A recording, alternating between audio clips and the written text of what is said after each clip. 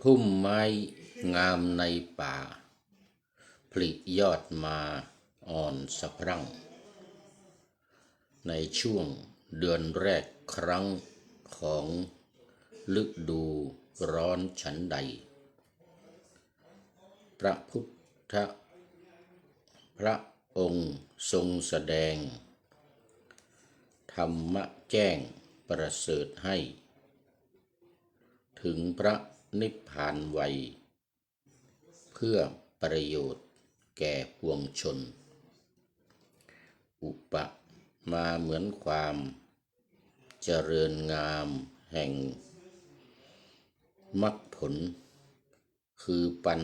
ญามวลชนก็ฉันนั้นเหมือนกันแลข้อนี้เป็นรัตตะนะอันประณีตจริงแท้ในพระพุทธแลความปลอดภัยจงถึงเราขอถวายความนอบน้อมแด่พระรัตนตรัยมีพระพุทธเจ้าเป็นต้น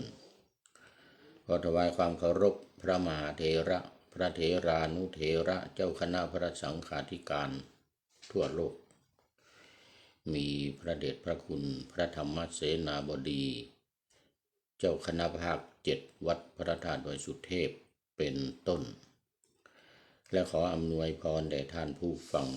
ท่านผู้ชมสาธุชนพุทธบริษัททั้งหลายวันนี้รายการนาวาวังทองภาคบ่ายและภาคค่ำนะภาคบ่ายก็ออกอากาศทางสถานีวิทยุพระพุทธศาสนาแห่งชาติและจริยธรรมวัดพระธาตุดอยสุเทพมีพ่อครูวันลบนามวงพรหมเป็นผู้อำนวยการอาจารย์พระมหาประสิทธิ์ประสาธิโกเป็นหัวหน้าสถานีและอาตมาภาพพระครูปริยัติยานุศาสตร์เป็นผู้บรรยายเวลา 13 นาฬิกาถึง 14 นาฬิกาวันศุกร์และวันเสาร์และเวลา 7 นาฬิกา 30 นาทีถึง 8 นาฬิกาวันศุกร์เสาร์และอาทิตย์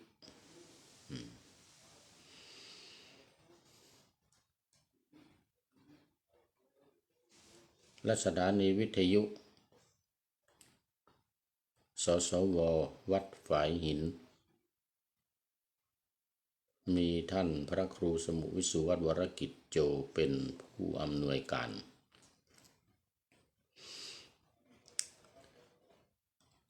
ออกอากาศเวลา 17 ถึง 18 นาฬิกา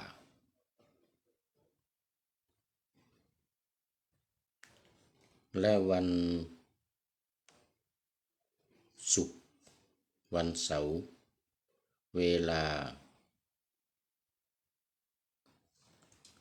14 ถึง 15 นาฬิกา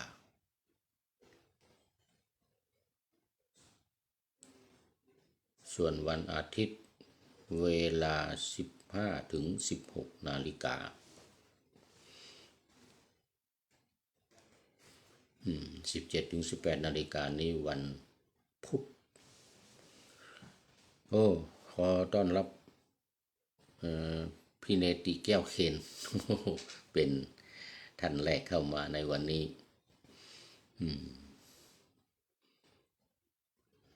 เป็นยังไงบ้างเนาะนี่ทางเขตราชบูรณะกรุงเทพมหานครฟ้าฝนตกลงมาเป็นยังไงบ้าง ฤดูการเข้าพรรษาแล้วฝนน่าจะตกทุกวัน กราบนมัสการครับอาจารย์อากาศหนาวมากหรือครับโอ้ตอนนี้หนาวโมเดี๋ยวก่อนนี่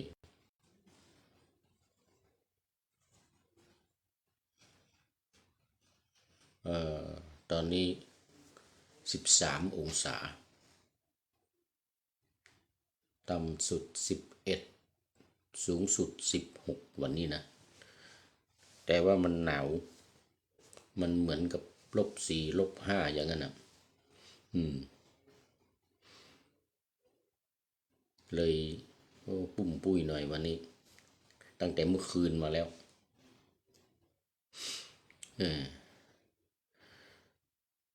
เออเรื่องของดินฟ้าอากาศนี่ทางยุโรปเนี่ยเขาไม่มีฤดูฝนเมื่อวานนี้ก็ฝนตกเนี่ยมันอยากจะตกก็ตกมาเนี่ยทั้งปีเลยบางทีกำลังแสงแดดจ้าฝนลงมาแล้วเห็นรุ้งกินน้ำแล้วอันนี้นี่เป็นเขาจึงไม่มีฤดูฝนไงของยุโรปเนี่ยเขาไม่มีฤดูฝนพี่เนติเขามีแต่ฤดูหนาวฤดูร้อนฤดูใบไม้ร่วงแล้วก็ฤดูใบไม้ผลินี่สี่สี่สี่ฤดูกาลฤดูกาลละ3 เดือนนะไม่เหมือนบ้านเรานะบ้านเราฤดูกาลละ4 เดือนเรามี3 ฤดูของเขานี่มี4แต่ไม่มีฤดูฝนของเราไม่มีฤดูฝนฤดูหนาวฤดูร้อนนี่โอ้อันนี้วินัยติทราบดีนะเอาเรามาเข้าสู่เนื้อหาสาระของธรรมะกันเลยวันนี้เรามีประชาสัมพันธ์นิดหน่อยกิจกรรมการหล่อเทียนพรรษาเดี๋ยววันที่31วันมะรืนนี้พิเนติวันที่31นี้มีพิธีหล่อเทียนพรรษาตักบาตรข้าวสารอาหารแห้งแล้วก็หล่อเทียนถวายเทียนแล้วก็สุดท้ายทอดผ้าป่าสามัคคีอันนี้ทางยุโรปนี่เขานิยมกันอย่างนี้โอ้ตอนรับคุณโยมสายสมรเข้ามาแล้วจากอุตรดิตถ์จากอุตรดิตถ์สายสมรต้องการเข้าร่วมวิดีโอกับคุณนี่แจ้งมาตามปกติสาธุสาธุสาธุนะคือมันเข้าไม่ได้ เปิดเข้ามาแล้วมันก็บอกว่าไม่สามารถให้เข้าร่วมวิดีโอได้ว่างั้นนะเป็นอย่างนั้นต้องขออภัย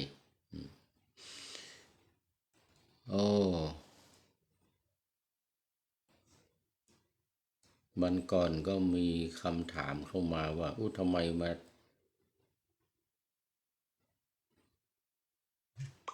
หล่อเทียนพรรษาตอนนี้ว่างั้นเขาเข้าพรรษามาจะครึ่งหรือจะ2 เดือนแล้วเนี่ยเดี๋ยวจะเดือน12เหนือเดือนอะไรเดือน10ของภาคกลางแล้วภาคกลางนี่เขาจะ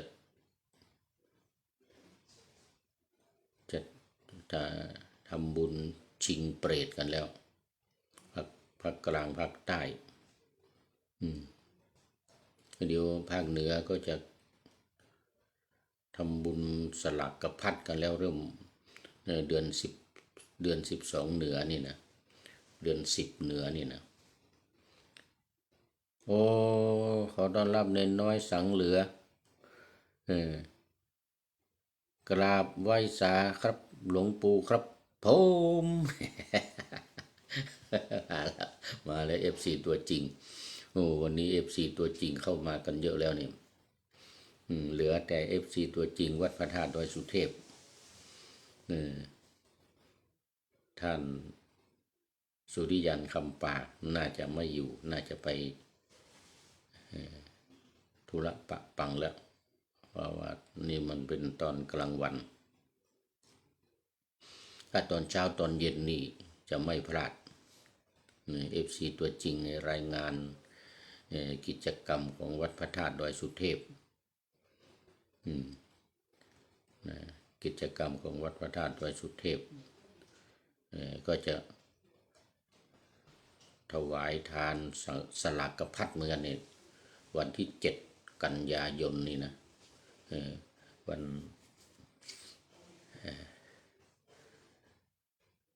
เพ็ญเดือน12ของภาคเหนือแต่ของที่นี่กำลังจะรอเทียนก็เพราะว่าตอนนี้ยังไม่ได้เข้าพรรษาที่วัดนี่ทางยุโรปนี่เขาเลื่อนการเข้าพรรษาไปเป็นเดือนธันวาคมธันวามกรากุมภาถึงต้นเดือนมีนาออกพรรษาเพราะว่ามันลำบากเนื่องจากฝนตกหนัก2 ฝนนะเหมือนที่เราให้ฟังคือฝนจริงๆนี่นะอย่างหนึ่งแล้วก็ฝนหิมะอีกอย่างหนึ่งเขาเรียกว่ามี2 ฝนแล้วก็ตกหนักไปไหนลำบากออกจากเกาะนี้ไม่ได้พี่เนติออกจากเกาะนี้ไม่ได้ต้องอยู่ในเกาะนี่แหละเรือที่จะข้ามฝั่งก็ไม่มีตอนนี้มีเรือประจำอยู่ทุกวันละ2 เวลา4 เวลาก็มีบางวัน4 เวลาตอนเช้า10 โมงนี่บ่าย2 โมงแล้วก็5 โมงเย็น6 โมงเย็น6 โมงครึ่งโอ้คุณโยมจันเพ็ญคำโพธากราบหลวงพ่อสาธุเจ้ายกกระพุ่มมือมาแล้วสาธุ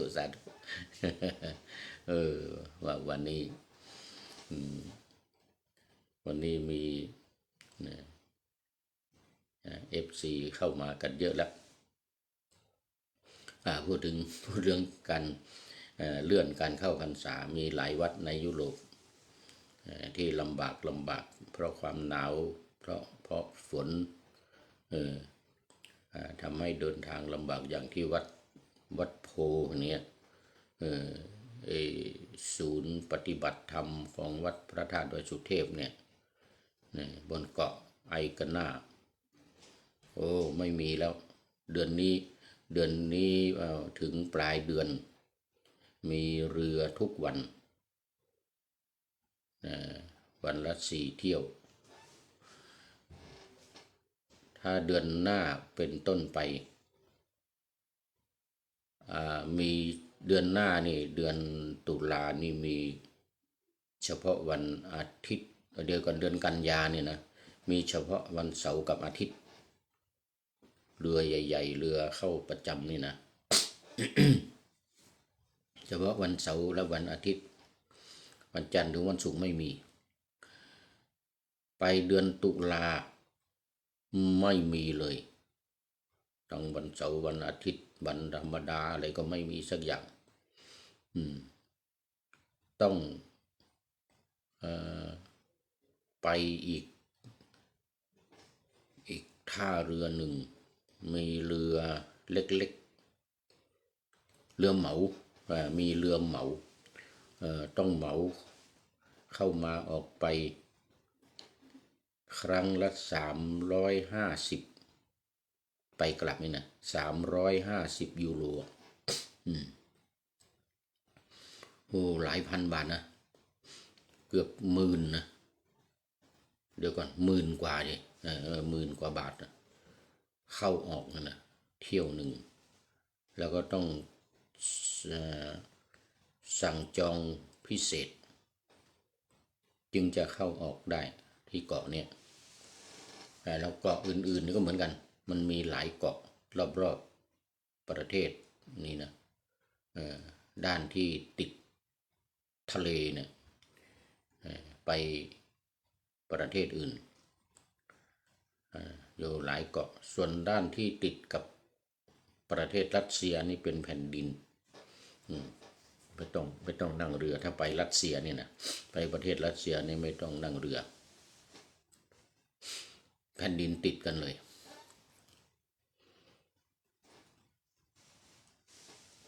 ด้วยเหตุนี้จึงเลื่อนการจำพรรษาไปเป็นเดือนธันวาแต่ต้นเดือนธันวายังไม่รู้วันที่เท่าไหร่นะต้นเดือนธันวาไปถึงเดือนต้นเดือนมีนาปีหน้าเป็นฤดูกาลจำพรรษาดังนั้นก็การหล่อเทียนนี่ก็ยังถือว่านานนานเกินไปนะนี่ก็จริงไปใกล้ๆนู่นใกล้เดือนธันวานู่นแต่ว่านี่ถือว่าเป็นกลางพรรษาเดิมมันยังอยู่ในเทศกาลก็รอไว้ถวายพระใช้คนจริงมันก็ใช้ทุกวันนะใช้ทุกวันทำวัดสวดมนต์ทำสมาธิภาวนาแล้วก็มีโยคีมาปฏิบัติธรรมนี่ก็ต้องจุดเทียนกันทุกวันทั้งเช้าและค่ำทั้งเช้าและค่ำทั้งทำวัดสวดมนต์ทั้งปฏิบัติธรรมใช้จุดเทียนอยู่ตลอดไปในกลางพรรษาก็เหมือนกันก็ต้องจุดเทียนตลอดโดยเฉพาะเตาข้างหลังนะที่เห็นดำๆนะเห็นดำๆเนี่ยอันนี้ก่อไฟเลย เอาฟืนมาก่อไฟข้างล่างเลยให้มันขึ้นในเตาแล้วก็ควันมันไปออกข้างบนเสร็จแล้วก็มันทำความร้อนอันนี้เตาเนี่ยมันทำความอุ่นทำความร้อนมันมี2 หน้านะเนี่ยอยู่ข้างในนี่ครึ่งหนึ่งออกไปข้างนอกอีกครึ่งหนึ่งเนี่ยมันร้อนทั้งห้องข้างนอกห้องข้างในห้องข้างนอกนี่เป็นห้องบรรยายธรรมห้องบรรยายธรรมห้องปฏิบัติธรรม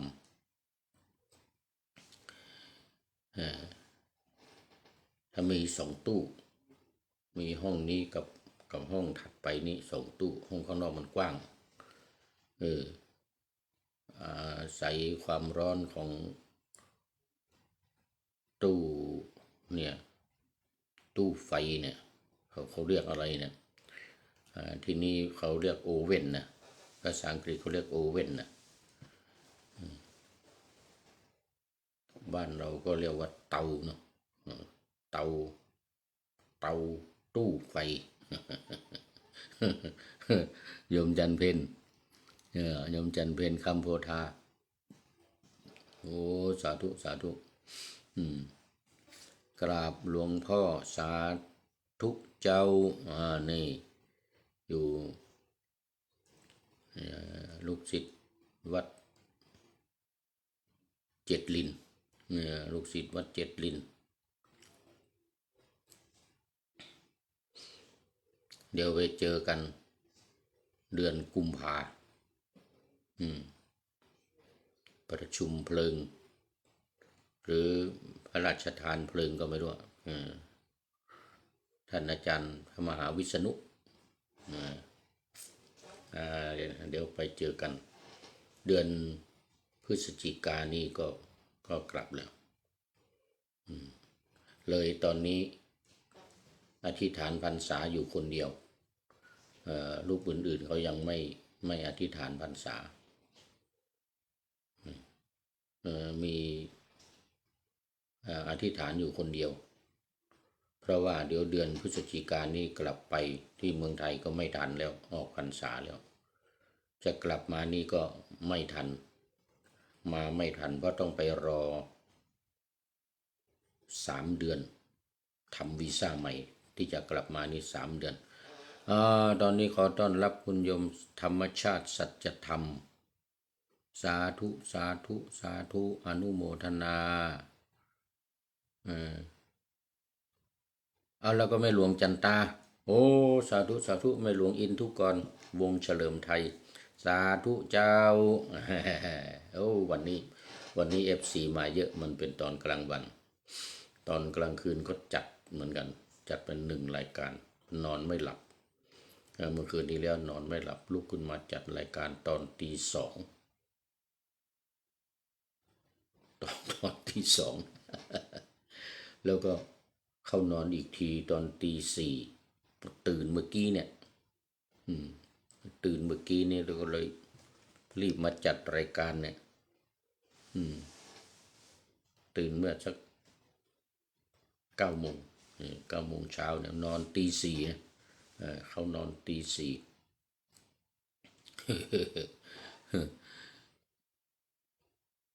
เนี่ยโยมธรรมชาติสัจธรรมจากนครศรีธรรมราช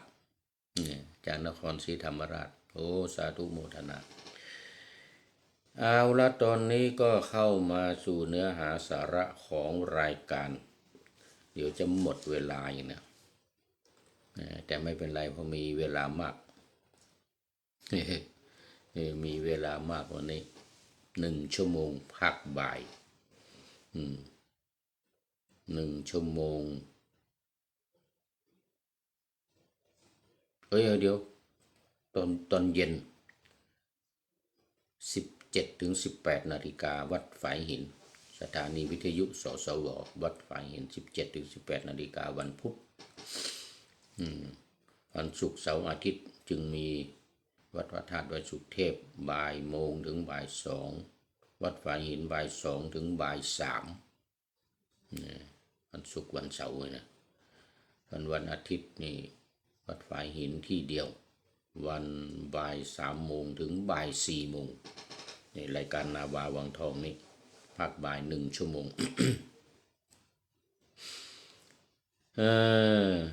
วันนี้ก็ยังอยู่ในหัวข้อเดิม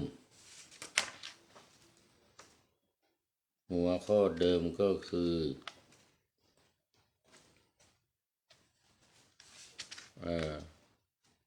บทเดี๋ยวพระปริตรเครื่องคุ้มครองภัยแก่เครื่องคุ้มครองภัยของชาวพุทธพระปริตรนี่นะเครื่องคุ้มครองชาวพุทธแก้ไขวิบากด้วยแนวทางแห่งพุทธแห่งพระพุทธเจ้าทรงอนุญาตให้ใช้บทสวดมนต์หรือปริตตสูตรบทพระสูตร3 พระสูตรคือพระสูตรรัตนสูตรอาตานาติยสูตรและขันธสูตรขันธปริตนะอาตานาติยปริตขันธปริตแล้วก็รัตนปริต นี่สำหรับสวดประกาศเพื่อ คุ้มครองป้องกันภัยอันตรายทั้งหลายจากพูดผีปีศาจจากสัตว์ร้ายจากงู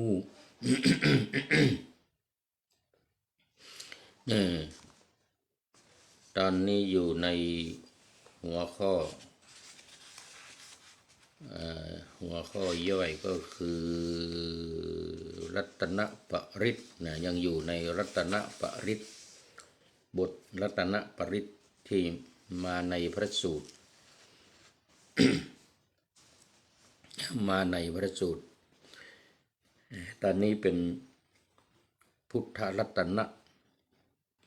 ความประณีตในพุทธรัตนะในพระพุทธเจ้าด้วยสัจจวาจานี้ขอความปลอดภัยจากสิ่งชั่วร้ายจงมีแก่ข้าพเจ้านี่นะ ขอไป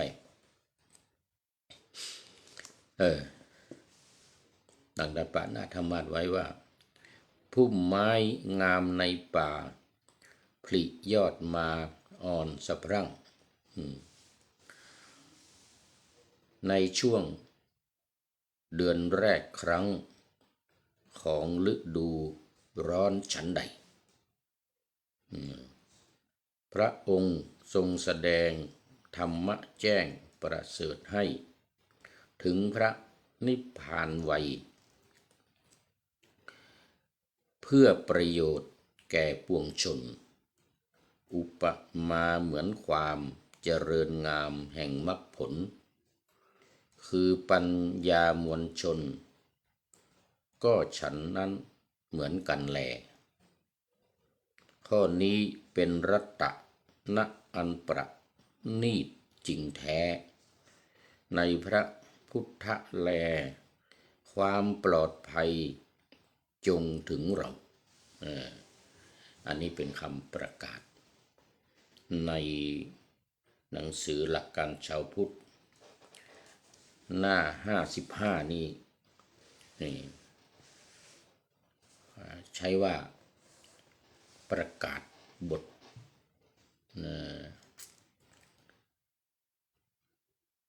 รัตนสูตรประกาศบทรัตนสูตรคือให้ประกาศแล้วก็ขอ อำนาจคุณพระพุทธเจ้าทั้งหลาย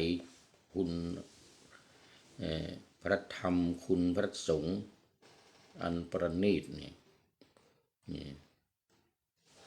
โดยการกล่าวคำประกาศนี้ด้วยสัจจวาจาด้วยความจริงใจขอความปลอดภัยจากสิ่งชั่วร้ายจงมีแก่ข้าพเจ้า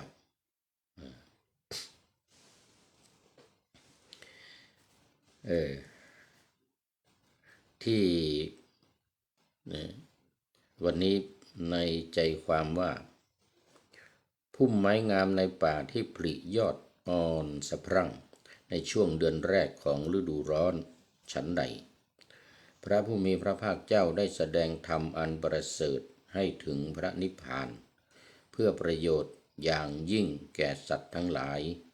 ก็อุปมาเหมือนความเจริญงอกงามแห่งปัญญาฉันนั้นนะอันนี้ด้วยอานุภาพด้วยคุณงามความดีด้วยบารมี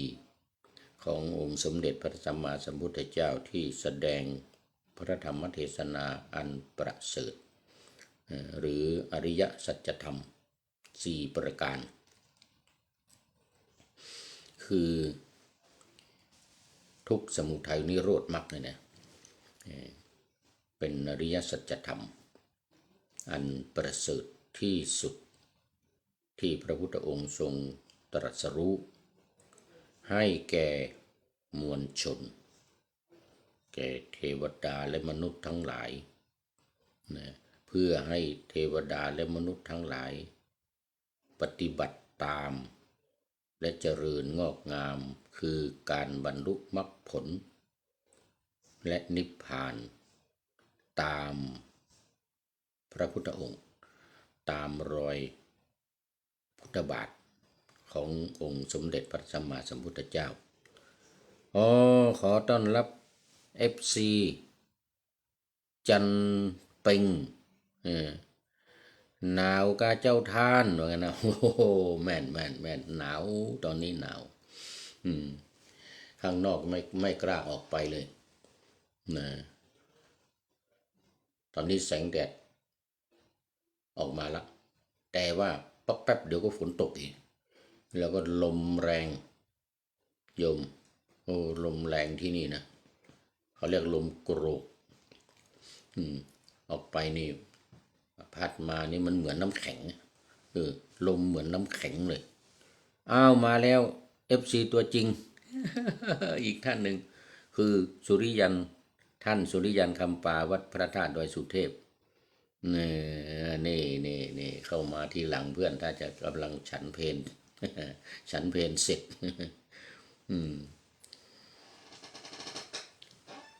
โมทนาเป็นอย่างยิ่งคุณโยมโยมจันเป่งโยมจันเป่ง อันนี้เราขออนุญาตปุ้มปุ้ยหน่อยนะต้องใส่อุปกรณ์กันหนาวกลางคืนก็เย็นกลางคืนก็ยิ่งเย็นกว่ากลางวันนี่ดีขึ้นมาหน่อยนี่13 องศาอยู่ขณะนี้13 องศาเดี๋ยวไปตอนกลางคืนก็จะต่ำลงอีกแล้วนะองศาต่ำลงยังไม่รู้จะลงถึงเท่าไหร่ที่ผ่านมาเมื่อคืนนี้11 องศามาพูดถึงเรื่องของบุญญาบารมีของพระพุทธเจ้าทั้งหลายของพระรัตนตรัยก่อนพระพุทธพระธรรมพระสงฆ์รวมทั้งพระพุทธทั้งพระธรรมทั้งพระสงฆ์อันหนึ่ง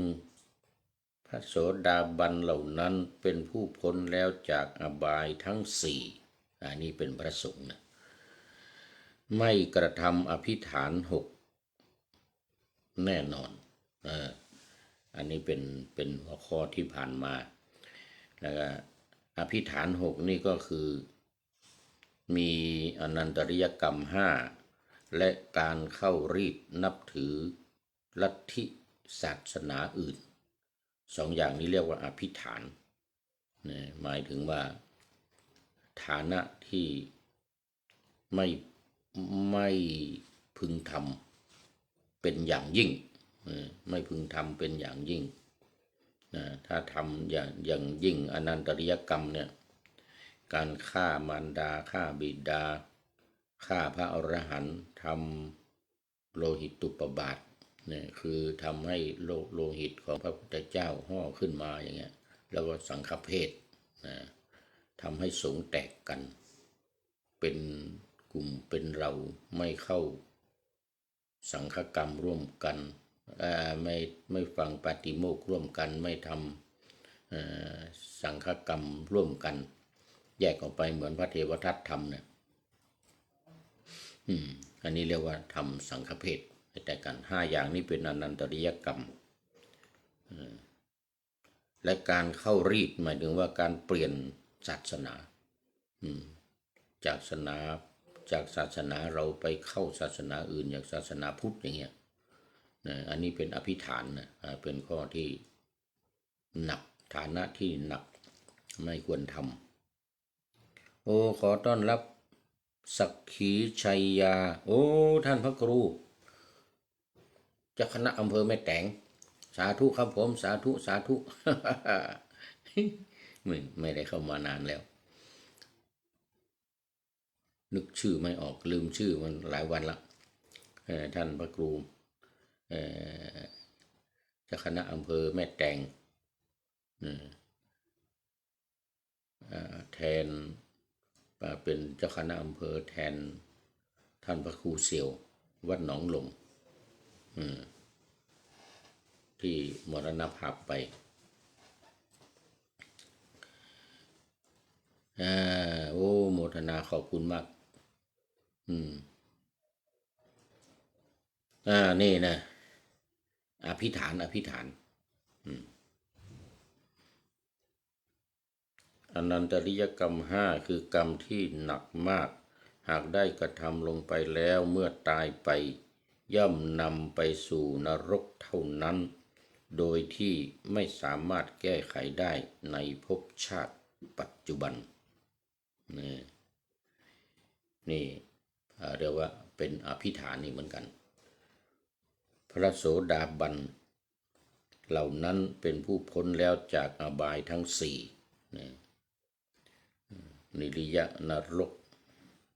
ติรัจฉานโยนิปิติพิสัยอสุรกาย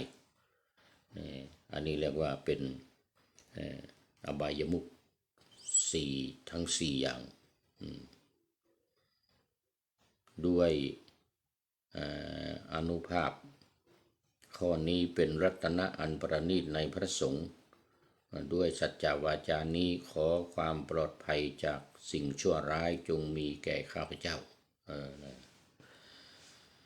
ถึงแม้ว่าพระโสดาบันนั้นยังทำบาปกรรมทางกายวาจาหรือใจอยู่บ้าง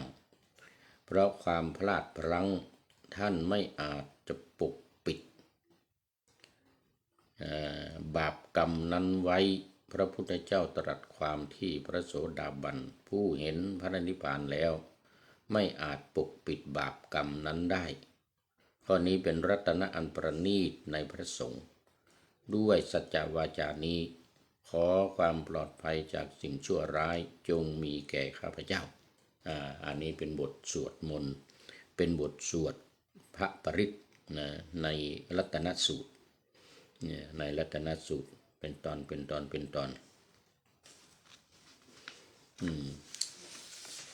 ต่อไป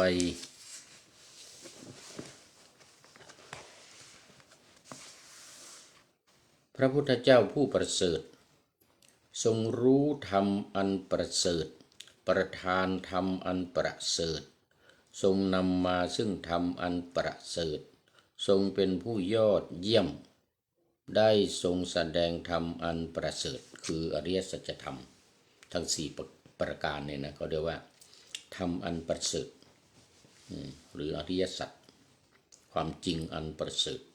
สี่อย่างจตุราริยสัจนะจตุราริยสัจความจริงอันประเสริฐสี่อย่างข้อนี้เป็นรัตนะอันประณีตในพระพุทธเจ้าด้วยสัจจวาจานี้ขอความปลอดภัยจากสิ่งชั่วร้ายจงมีแก่ข้าพเจ้า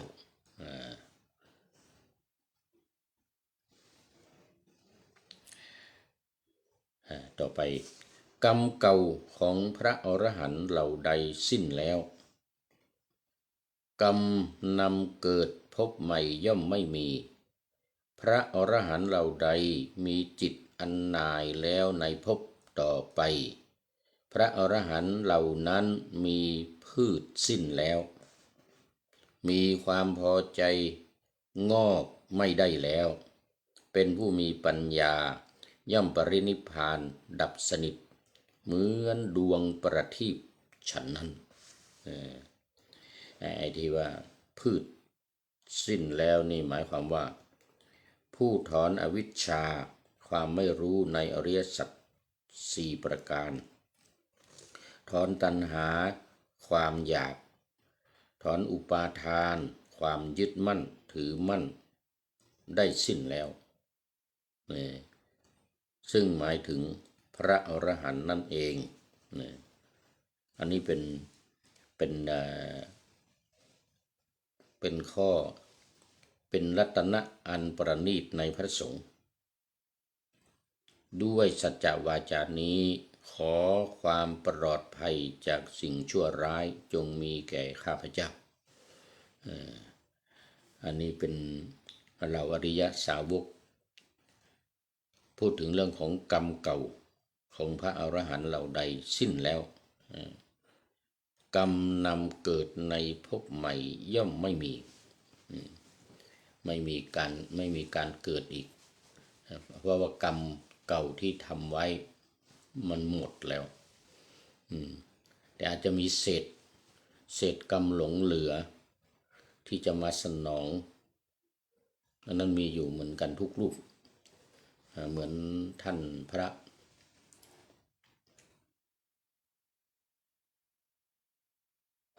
องคุริมานที่กรรมเก่าของตัวเองหมดแล้วก็จริงแต่ยังเหลือเศษกรรมเวลาไปบิณฑบาตเวลาคนเห็นนี่คนเขาเกลียดเขากลัวเนี่ยนะเอาก้อนหินปาหัวล้างข้างแตก เป็นประจำไปบิณฑบาตนี่เลือดโชกเลยคนเปลี่ยนจากความกลัวเนี่ยมาเป็นความเกลียดความชังเนื่องจากเศษกรรมที่ได้ทำไว้เนี่ยมันยังหลงเหลืออยู่แม้พระพุทธองค์เองยังเหลือเศษกรรมก่อนจะปรินิพพานเนี่ยที่พระองค์เสด็จจากเมืองปาวาเนี่ยบ้านของนายจุนทะที่ฉันภัตตาหารตอนเช้าเนี่ยไปถึงกุสินาราเนี่ยนะไปถึงพระราชอุทยานของเจ้าเมืองกุสินารานี่นะ15 กิโลเมตร15 กิโลเมตรระหว่างทางนี่โอ้พระองค์ทรงลำบาก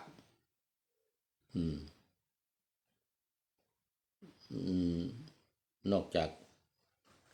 การเดินทางเพราะสุขภาพร่างกายเท่าแก่ชราแล้วเนี่ยก็ยังประสบกับเศษกรรมคืออาการเขาเรียกปักขันธิกาพาธปักขันธิกาพาธก็คือท้องร่วงนี่ไม่ใช่ร่วงธรรมดาต้องเข้าป่าและระหว่างการเดินทาง15 กิโลเนี่ยต้องเข้าป่าถ่ายท้องเนี่ยนะแล้วก็ปักขันธิกาพาธเนี่ยโอ้รุนแรงคือเป็นเลือดออกมาเป็นเลือดออกมาเนื่องจากอาหารที่ฉันเข้าไปเนี่ยมันเป็นอาหารที่ละเอียดมากคือมีมันมากลาบหมูลาบหมูน้อยเนื้อแดงลาบหมูน้อยเนื้อแดงแล้วมันมีมันย่อยยากเขาทำละเอียดประณีต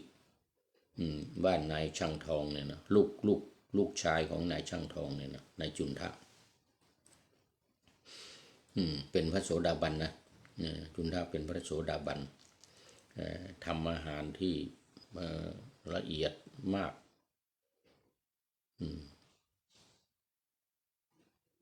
เนื้อสุกรอ่อนเรียกว่าสุกละมัทวะเนี่ยสุกละมัทวะถ้าถวายพระพุทธองค์เป็นพระกรยาหารมื้อสุดท้ายมื้อแรกของนางสุชาดาอันนั้นเป็นข้าวมัทุปายาตมีน้ำน้อยมีน้ำผึ้งมีน้ำอ้อยมีทั้งข้าวมีทั้งผักมีอะไรอย่างดีเหมือนกันอย่างดีเหมือนกันไอ้นี่ก็อย่างดีเหมือนกันเนี่ยพุทธองค์ฉันแล้วมันย่อยยากทำให้กระเพาะเนี่ยซึ่งเป็นแผลอยู่แล้วเนี่ยกระเพาะพระพุทธองค์ซึ่งเป็นแผลอยู่แล้วเนี่ยแต่พระพุทธองค์ไม่ได้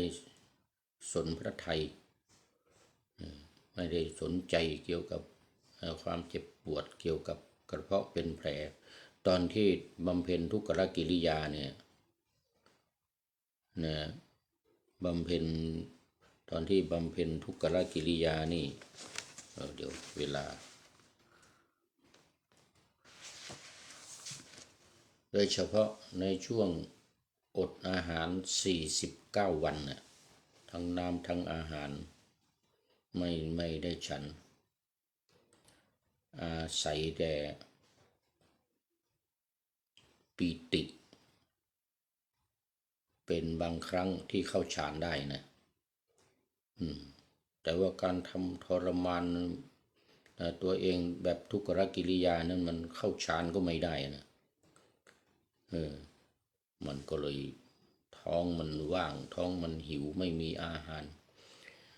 ไอ้น้ำดีที่มาย่อยอาหารนะมันก็ย่อยกระเพาะของพระพุทธองค์เนี่ยก็ไปเป็นโรคกระเพาะกระเพาะเป็นแผลตั้งแต่นั้นมาจนถึงวันปรินิพพานเนี่ยก็ลำบากได้อาหารที่มันมีมันมากมันหมูมันหมูสุกรมัทวะสุกรอ่อนเนี่ยมันมากมันก็ทำปรุงอย่างดีใส่กระเทียมเจียวไอ้น้ำมันเยิ้มเลย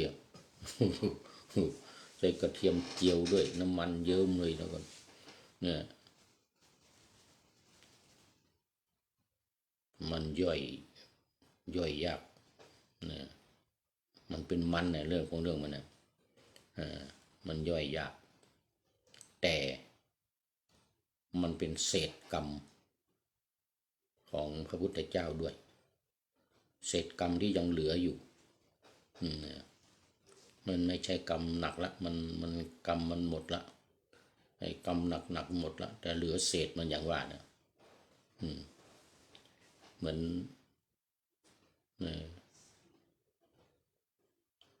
ใครที่ว่าเมื่อกี้นี้องคุลิมานเศษกรรม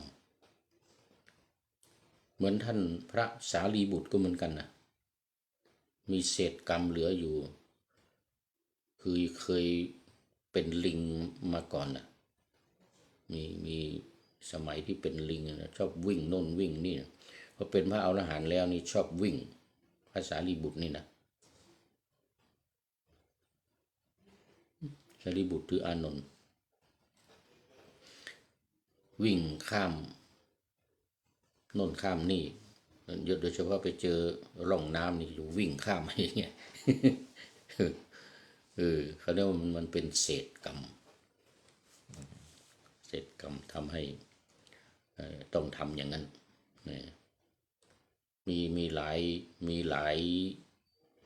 ายคนเหมือนพระเจ้าพิมพิสารเหมือนกันหรือว่ามีเศษกรรมเก่าตามมาทันนั้นยังมีกรรมยังไม่เป็นอรหันต์เป็นแค่โสดาบันพระเจ้าพิมพิสารที่ถูกกรีดเท้าเนี่ยกรรมตามทันถูกกรีดเท้าเอาเกลือทาโอ้มันจะร้อนจะแสบขนาดไหนไม่ให้เดินจงกรมไม่ให้พระเจ้าพิมพิสารเดินจงกรมกรีดเท้าเอาเกลือทาเขาเรียกว่าแร่เนื้อเอาเกลือทาแร่เนื้อเอาเกลือทา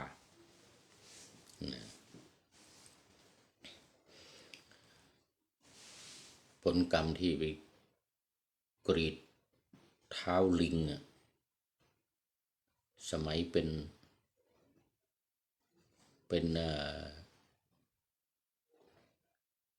เจ้าของลิงเล่นละครลิงนะเอาลิงเต้นลำนะเรียกละครลิงเอาลิงเต้นลำเปิดเพลงตอนนี้ลิงมันเหนื่อยเปิดเพลงยังไงจังหวะเต้นดียังไงมันก็ไม่เต้นมันเหนื่อยก็ไม่เหนื่อยแล้วไม่เต้นนะเอามีดกรีดเท้าลิงลิงมันก็เจ็บเท้าปวดเท้าก็เอามันก็จำเป็นต้อง เต้นต้องวิ่งเหนื่อยยังไงก็ต้องเต้นต้องวิ่งตามจังหวะเพลง ลิงโอ้น่าสงสารมันมากอ่ะเนี่ยมันเหนื่อยมากเข้ามันก็ไม่เต้นแล้วคนก็มาดูกันอย่างเงี้ยหาเงินละครลิงเล่นหาเงินคนเห็นลิงเต้นก็ชอบใจกันก็สงสารด้วยให้เงินแกเจ้าของลิงเป็นจำนวนมากแต่หารู้ไหมว่ามันเป็นกรรมหนักตอนบำเพ็ญทำเดินจงกรมเนี่ยก็เดินไม่ได้ตายเลยสวรรคตเลยพระเจ้าพิมพิสารสวรรคตเพราะกรรมมันนั้นเลย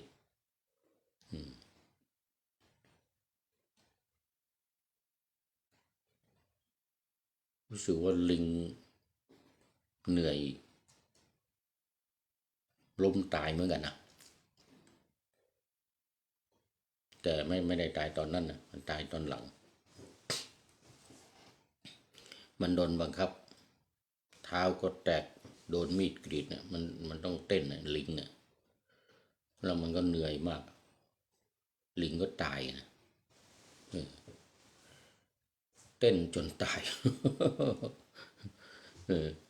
เจ้าของมันก็เหลือเกินมันอยากได้เงินเนี่ยมันอยากได้เงินนี่ความโลภในเงินทองหากินเช้าหากินกับลิงเนี่ยนะนั่นพระเจ้าพิมพิสารมีหลายท่านที่ได้รับผลกรรมเศษกรรมนี่นะโอ้ยกรรมหนักอย่างท่านพระโมคคัลลานะก็เหมือนกันนะโอ้โมคคัลลานะนี่เป็นพระอรหันต์อยู่แท้ๆนะต้องรับกรรมหนักเพราะมันอันนั้นเป็นกรรมที่ทำกับมารดาเป็นอนันตริยกรรมอ่ะเป็นอนันตริยกรรมฆ่ามารดาโอ้โดนทุบหนักเลยกระดูกแตกเท่าเม็ดข้าวสารเนี่ยเป็นพระอรหันต์นี่หนีไปแล้ว3 ครั้งเหาะขึ้นอยู่ในถ้ำนะอยู่ในถ้ำปิดผลิเหาะขึ้นไปบนถ้ำเลยนะถ้ำตันเป็นหินเป็นผานี่นะเหาะออกไปได้หนีออกไปได้พวกโจรมาล้อมจะฆ่านี่นะฆ่าไม่ได้หนีไปได้3 ครั้งครั้งที่ 4โอ้มันเป็นกรรมเก่าหนีไปเดี๋ยวต่อไปมันก็มาอีกต่อไปมันก็มาอีกนะมันจะฆ่าจนได้เพราะว่ากรรมของเรามีกรรมหนักด้วยอนันตริยกรรมก็จำเป็นต้องยอมให้มันทุบ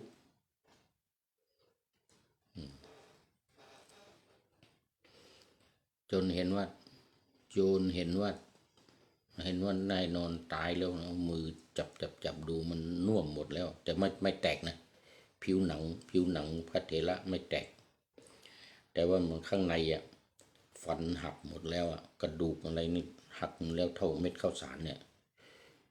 กระดูกกระโหลกกระดูกอะไรต่างๆทุกกระดูกที่อยู่ในตัวเนี่ยแตกหมดแล้วพอโจรแน่ใจว่าไม่เหลือแน่ตายแน่ โจรแน่ใจตายแน่ก็พากันหนีไปท่านพระโมคคัลลานะพระอรหันต์นี่ก็ประสานกระดูกใหม่ไงประสานกระดูกให้ขึ้นมาใหม่เป็นรูปเป็นร่างหมดไปกราบลาพุทธเจ้าไปกราบลาพุทธเจ้าคนยังอยู่ไม่ไกลกันพุทธเจ้าก็ช่วยไม่ได้เหมือนกันกรรมใครกรรมมันสิ่งที่พุทธเจ้าช่วยไม่ได้คือเรื่องกรรมนี่แหละ นั่นเป็นกรรมเก่านะช่วยไม่ได้ คนไม่มีวาสนาก็ช่วยไม่ได้นะพุทธเจ้านะ ที่จะได้ฟังธรรมเนี่ยนะฟังธรรมแล้วเข้าใจนะแสดงก็แสดงทำแสดงไปก็ไม่ได้ผลคนไม่มีวาสนา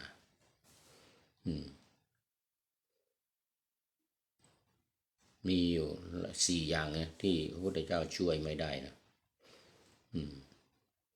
คนที่ไม่มีศรัทธาอีกเหมือนกันแสดงธรรมเด็กมันไม่เอาเป็นพวกปะทะปรมะนะมีบาทมีบทเป็นอย่างยิ่งเลยนะโอ้ไม่ได้ไม่มีทางที่จะบรรลุสอนยังไงก็สอนให้ตายไม่ได้ขอต้อนรับโยมประเสริฐเสริมสุขจากกรุงเทพมหานครนมัสการครับว่าไงนะโอ้สาธุสาธุขึ้นไปกินไปทำบุญสลากพัดวัดพระธาตุวดสุเทพหรือเปล่าเนาะนี่ปีนี้ วันที่7 กันยายนสลากพัดวัดพระธาตุวดสุเทพทำอย่างไรถึงจะมีวาสนาวาสนาเนี่ยมันต้องทำบุญนี่แหละเนี่ยทำบุญเขาเรียกสร้างบารมีต้องปฏิบัติธรรมเนี่ยปฏิบัติธรรมสร้างบารมีตั้งแต่ศรัทธาศีลจาคะสุดท้ายคือปัญญานะต้องสร้างบารมีเขาเรียกว่าจึงจะมีศรัทธาขออภัยจึงจะมีวาสนาวาสนานี่แปลว่าความหวังคำว่าวาสนานี่แปลว่าความหวังในการที่จะบรรลุธรรม ต้องบำเพ็ญธรรมบำเพ็ญสมณธรรมอย่างเดียวเท่านั้นจึงจะมีวาสนาปฏิบัติธรรมตั้งแต่ระดับต่ำขึ้นไปถึงระดับสูงสุดท้ายปัญญาอันดับแรกก็ศรัทธามีศรัทธามีศีลมีจาคะมี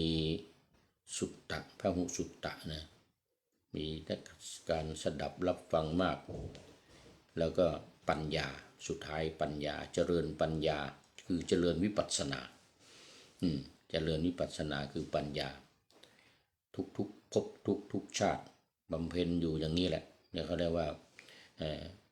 ปฏิบัติธรรมปัญญานี้ทำวิปัสสนาเลยนะนี่จึงจะเรียกว่าวาสนามีวาสนามีบารมีนั่นเองมีบารมีที่สร้างสมมาครบหรือว่าถึงเวลาที่จะได้บรรลุธรรมถ้ายังไม่ถึงเวลาวาสนายังไม่ถึงแสดงธรรมเนี่ยพระพุทธองค์ก็ไม่แสดงด้วย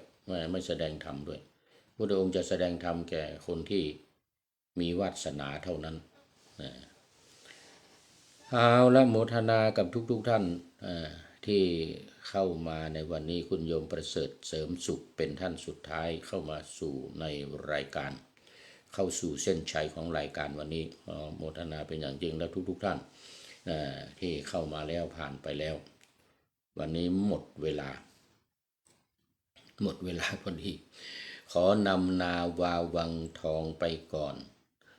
แล้วจะย้อนมาใหม่ในวันหน้าคือวันพุธศุกร์เสาร์อาทิตย์ตามตา